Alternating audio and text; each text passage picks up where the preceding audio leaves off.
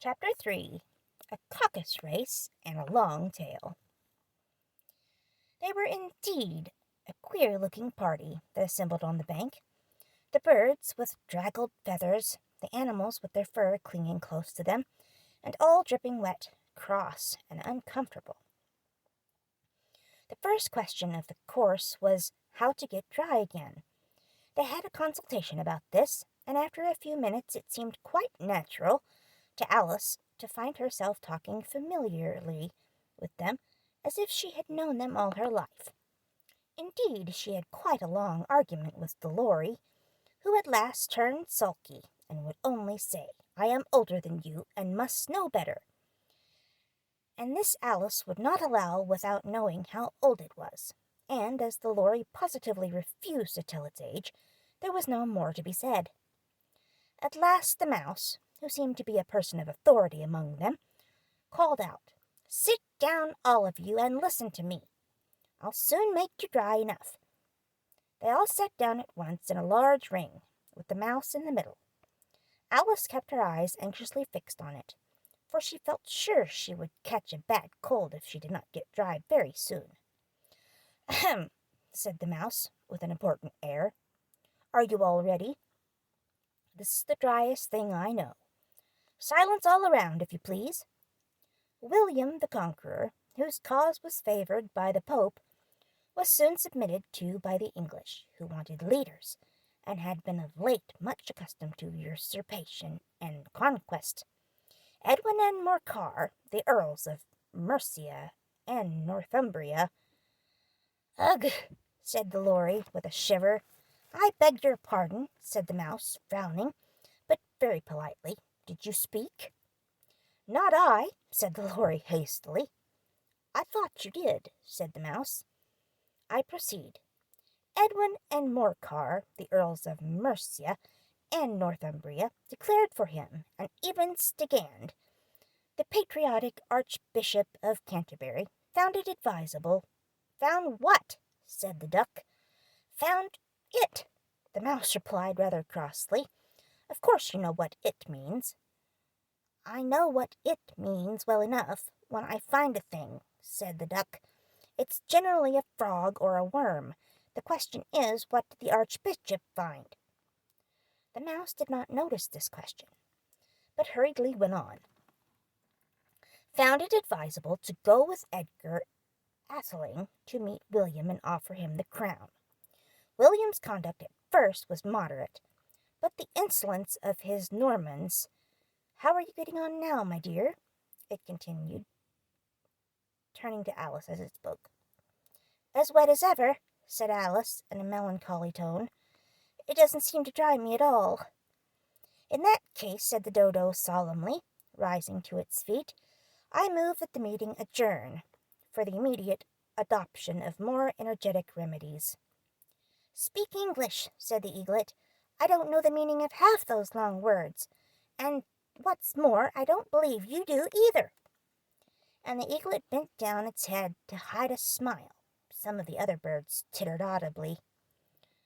What I was going to say," said the Dodo, in an offended tone, "was the best thing to get us dry would be a caucus-race." "What is a caucus-race?" said Alice.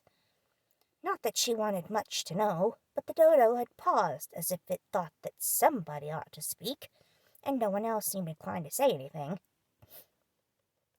"Why," said the Dodo, "the best way to explain it is to do it. And as you might like to try the thing yourself some winter day, I will tell you how the Dodo managed it. First it marked out a race course, in a sort of circle. The exact shape doesn't matter, it said, and then all the party were placed along the course, here and there. There was no 1, 2, 3 and away, but they began running when they liked, and left off when they liked, so that it was not easy to know when the race was over. However, when they had been running half an hour or so, and were quite dry again, the Dodo suddenly called out, 'The race is over!' and they all crowded round it, panting and asking, 'But who has won?'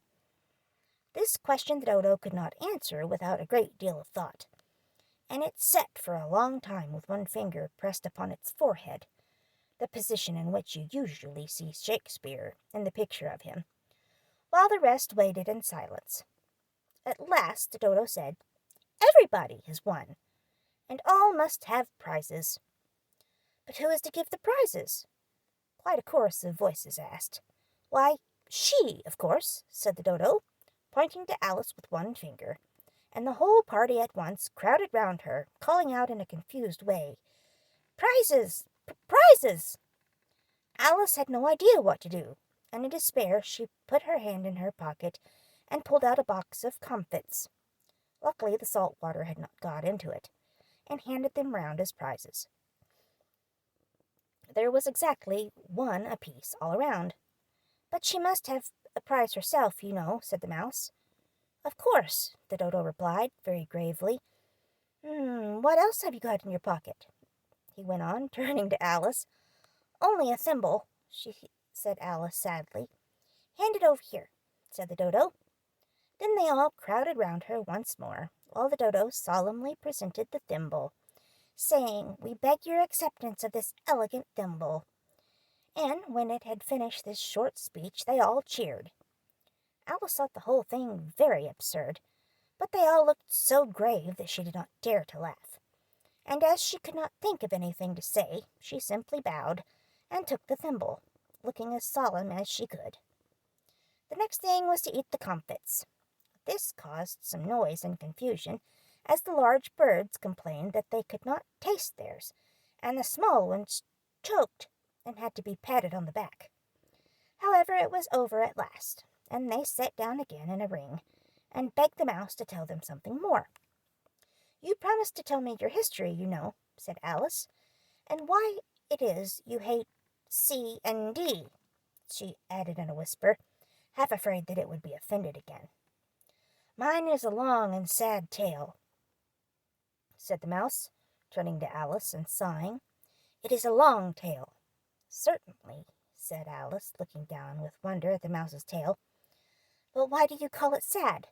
And she kept on puzzling about it while the Mouse was speaking, so that her idea of the tale was something like this. The words are in the shape of a long mouse's tail. "Furry said to the Mouse that he met in the house, 'Let us both go to law. I will prosecute you. Come, I'll take no denial. We must have a trial, for really this morning I've nothing to do,' said the Mouse to the Cur. 'Such a trial, dear sir, with no jury or judge, would be wasting our breath.' 'I'll be judge, I'll be jury,' said cunning old Fury.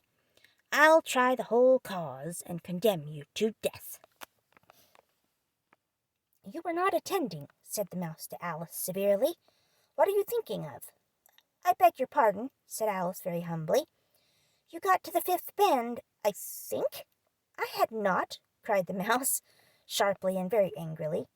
"A knot," said Alice, always ready to make herself useful, and looking anxiously about her. "Oh, do let me help to undo it." "I shall do nothing of the sort," said the Mouse, getting up and walking away. "You insult me by talking such nonsense." "I didn't mean it," pleaded poor Alice, "but you're so easily offended, you know." The Mouse only growled in reply. "Please come back and finish your story," Alice called after it, and the others all joined in chorus. "Yes, please do." But the Mouse only shook its head impatiently and walked a little quicker. "What a pity it wouldn't stay," sighed the Lory, as soon as it was quite out of sight, and an old crab took the opportunity of saying to her daughter, "Ah, my dear, let this be a lesson to you never to lose your temper." "Hold your tongue, Ma," said the young crab, a little snappishly. "You're enough to try the patience of an oyster." "I wish I had our Dinah here, I know I do," said Alice aloud, addressing nobody in particular. "She'd soon fetch it back." "And who is Dinah, if I might venture to ask the question?" said the Lory. Alice replied eagerly, for she was always ready to talk about her pet. "Dinah's our cat, and she's such a capital one for catching mice you can't think.